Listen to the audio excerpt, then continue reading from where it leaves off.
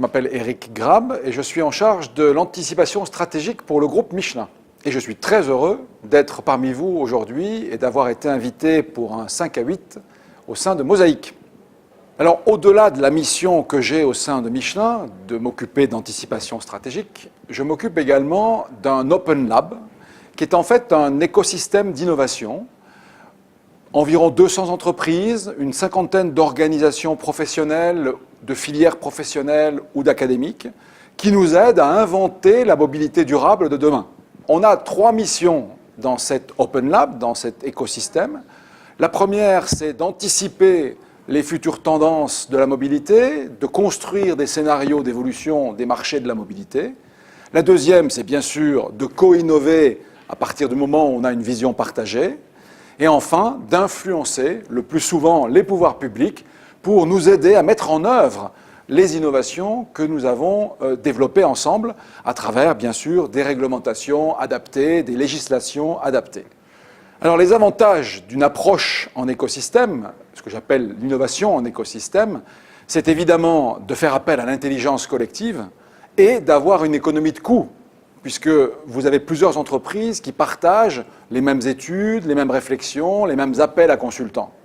Nous assurons une vision partagée, qui est donc le premier objectif de notre écosystème, en écrivant cette vision. Ça peut paraître simple, mais quelque chose qui n'est pas écrit n'est pas partagé.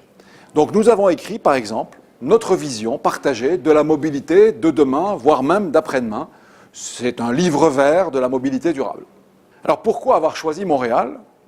C'est une grande ville du monde. Nous avons été auparavant à Chengdu, à Rio de Janeiro, à Berlin.